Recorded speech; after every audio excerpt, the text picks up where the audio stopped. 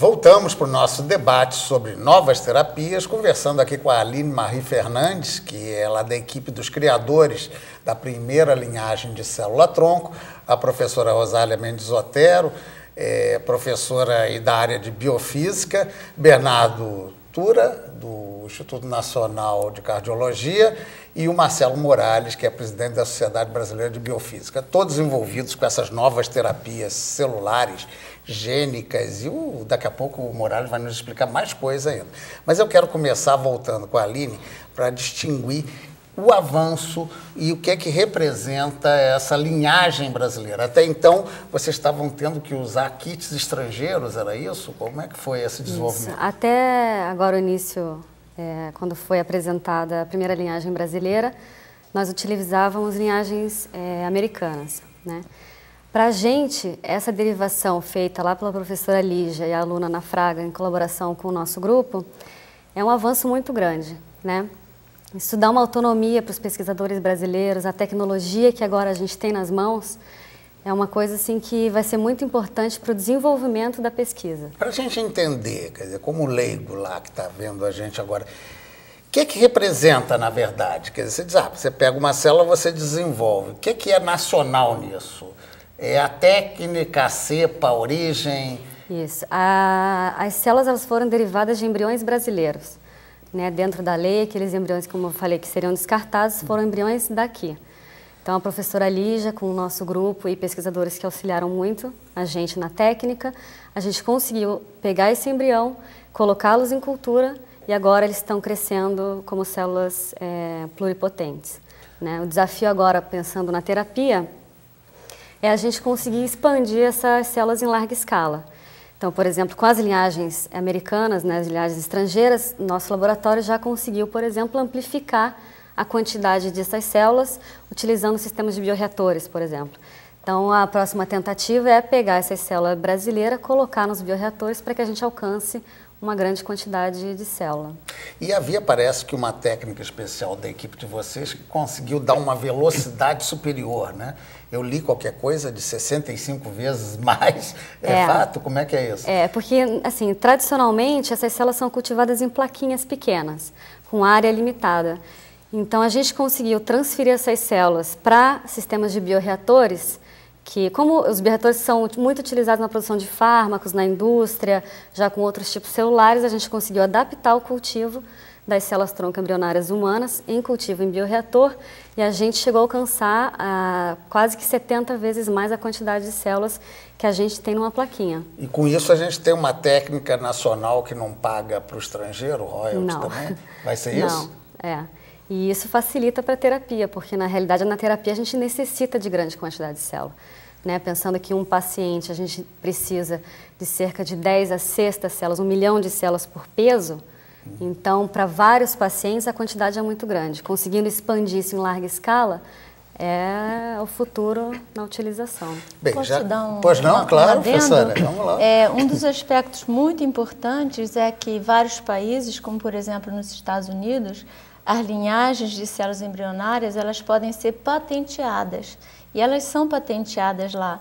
Então, se alguma dessas linhagens se tornar uma terapia, o Brasil vai ter que pagar para usar esse remédio, essa terapia. Peraí, deixa eu entender melhor, professora.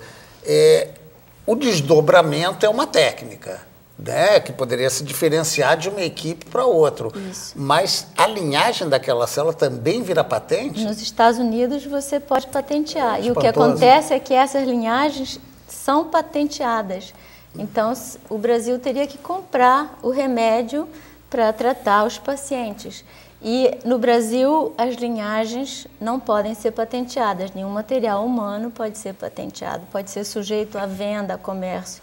Então, essas linhagens brasileiras, elas serão utilizadas como terapia, se isso se tornar uma realidade, sem que tenha que se pagar esse dinheiro que se imagina, se calcula que seria enorme. Imagine o número de doentes cardíacos ou o número de doentes com doença de Parkinson que iriam utilizar esse remédio. Quanto que o Brasil gastaria para comprar essas terapias celulares desses países. Então, essa é uma das das coisas mais importantes dessa descoberta e dessa aprovação dessa lei que nos permitiu ter linhagens brasileiras de células embrionárias. Bem, eu espero que a recíproca tenha que se ver, né? Porque se a gente tem que pagar tanto royalties de medicamento, tudo para o exterior, a gente pudesse ter uma contrapartida aí, porque não é fácil. Mas vamos lá, Morales. Nesta linha de tratamentos ainda, para a gente definir nesse segundo bloco, que coisas a gente pode ter listadas como essas novas terapias, as possibilidades de aplicação? Bom, as possibilidades são enormes. Principalmente nesse momento com as células-tronco adultas, não as embrionárias, porque as embrionárias ainda têm que ser domadas, né?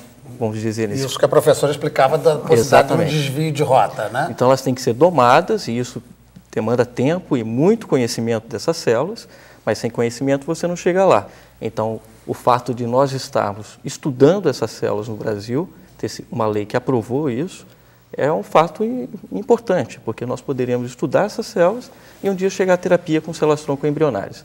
Mas as adultas já estão sendo utilizadas. O Brasil é pioneiro no tratamento com células-tronco adultas em várias doenças. Eu posso citar a professora Rosália com doenças neurológicas, o professor acabou de dizer doenças cardiovasculares, o Brasil é pioneiro em milhares de pacientes estão num protocolo clínico. E existem vários grupos nas universidades e centros de pesquisa desenvolvendo em animais, a importância dos animais em pesquisa, porque senão a gente... a lei do uso das cobaias vem ajudar de certa maneira ou atrapalhar? Regulamenta. Regulamenta, então nós utilizaríamos os animais dentro de uma regra que é internacional, que tem que ser respeitada. Então, essa é a importância desse momento em todo o país, e as agências de fomento estão dando dinheiro para isso, tanto nacional quanto estaduais, para que nós desenvolvamos modelos experimentais. Por exemplo, no nosso laboratório, a gente desenvolve modelos de doenças pulmonares e doenças renais. Esses estudos de 4 anos, com uma doença chamada silicose pulmonar. É aquela da poeira, da pedra? Da poeira, a pessoa que trabalha com marmoraria, até mesmo artistas plásticos que trabalham com cerâmica, aquela poeira, ela chega no pulmão, ela se instala lá e acaba causando uma fibrose que ela não tem cura. Enrijece, né, o pulmão, de certa maneira. Ele é substituído por um tecido de cicatrização. Então, com o tempo, aquela poeira vai ficando cada vez pior, e depois de 30 anos, aquele pulmão é substituído por um tecido cicatricial. Quer dizer, a pessoa não consegue fazer troca gasosa mais e tem insuficiência respiratória. É uma doença que não tem cura e não tem tratamento. Só para você ter ideia, no Brasil são 6 milhões de pessoas acometidas por silicose. Então, se a gente conseguir um tratamento que consiga melhorar a qualidade de vida desses pacientes, é um ganho enorme, principalmente no Brasil. E aí, como é que funcionaria, Morales? A introdução de tratamentos com célula-tronco faria esse tecido existir, é isso? Pois é isso que eu estava falando. Durante 4 anos nós fizemos experimentos com os animais. Chegamos nesse momento com resultados que nos dá validade para que a gente possa fazer a terapia com seres humanos, ainda em fase 1, para ver se é seguro. Então, o que a gente faz? Coloca nas vias respiratórias a célula-tronco derivadas de medula óssea do próprio paciente na via respiratória. E como a gente viu em animais, essa célula consegue minimizar a doença e impedir que ela progrida. É um ganho enorme para o paciente se isso der certo, como deu nos animais. Puxa, tomara. Nessa perspectiva, Bernardo, de detalhamento, como é que funciona? Você falou aí de inúmeras experiências, me parece que nessa área cardíaca está bastante avançado o trabalho de vocês, né? Vocês são capazes até de pensar na hipótese, é muito futurismo, daqui a pouco você faz até um coração a partir de célula-tronco, é muito difícil. Um coração a gente sempre quer fazer, né? Mas a gente ainda não tem essa realidade nem de longe pensada, né? Vamos apenas aqui lembrar umas coisas. Já existe uma terapia com células-tronco largamente utilizada na área de saúde, que é o transplante de medula para quem tem leucemia. Isso já existe há seguramente mais de 20 anos, é terapêutico, largamente utilizado. Ou o próprio exemplo que a professora dava, o transplante de sangue, todo mundo sabe o que é, que não deixa de ser um bom exemplo do que é que representa esse formato. Né? Logo após o uso da medula óssea, que já é uma terapia, a experiência mais avançada é a área de cardiologia. Né? Notadamente, o Brasil, inclusive, é ponta, né? Nós temos um estudo de 1.200 pacientes, todo financiado pelo Ministério da Saúde. É um estudo especial porque a gente tem 600 pacientes que recebem célula-tronco e 600 que não recebem. E nem eles, nem os médicos que cuidam deles, sabem quem recebeu ou quem não recebeu. Então, não tem efeito placebo. Se funcionar, funciona mesmo, a gente pode começar E você já pode adiantar se está dando certo? Nós devemos apresentar no início do ano que vem os primeiros 2009, resultados, no início de 2009, os primeiros resultados do grupo de Chagas. Tá? Pela necessidade do estudo, ninguém sabe ainda qual é o resultado. A gente ainda está aqui deixa eu até ajudar a explicar. Né? Chagas, para quem não sabe, é exatamente esse caráter que eu chamei do coração dilatado. Né? O que é que vai funcionar no momento que você faz ali uma introdução de células-tronco? Inibe o crescimento? É o oposto. A doença de Chagas é causada por um bichinho chamado Trypanosoma cruzi que vai lá e estraga o coração. Ele faz cicatriz. Semelhante a que ocorre no pulmão, também ocorre ali. E o coração é o músculo, então ele tem que fazer a contração.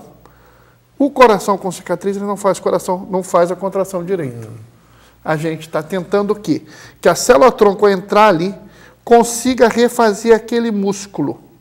E aí ele volte a bater com força e volte a exercer a sua função de jogar o sangue para nutrir o corpo. E em isso funcionando, vai ser uma maravilha. Deixa eu ver aqui com a professora Rosália, antes de a gente ir para o intervalo, no âmbito da curiosidade.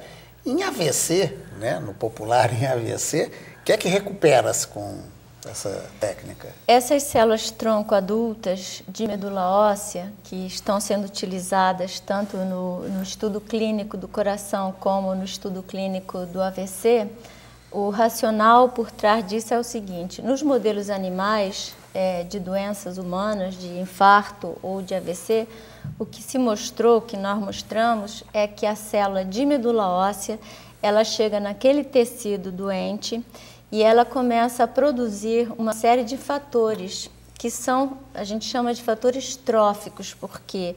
Porque ajudam a recuperar aquele tecido, estimulam que a célula-tronco daquele tecido faça novos músculos ou novos neurônios. E também a célula que estava doente, que estava sendo atacada pela doença, recebe aquele remédio, aquele fator trófico e se recupera. Com isso, por exemplo, num paciente que teve um derrame e recebeu essa célula-tronco de medula óssea, na fase inicial, nos primeiros 10 dias depois do AVC, a nossa expectativa é que menos neurônios, menos células morram. E com isso o paciente fica com menos perda funcional, com menos sequela, menos paralisia. Então a ideia não é substituir a célula que já morreu, é dar um jeito de levar um remédio bom até aquele local específico e tratar aquelas células que estavam doentes. Ou seja, aumentar o exército do bem, no caso. Isso, aumentar a capacidade de recuperação daquele tecido, que no caso do coração e do cérebro é muito pequena. A recuperação espontânea desses dois tecidos é muito pequena. Por isso que as doenças cardíacas e as doenças neurológicas são consideradas irreversíveis, né? Então, essa terapia visa isso. Tá bom.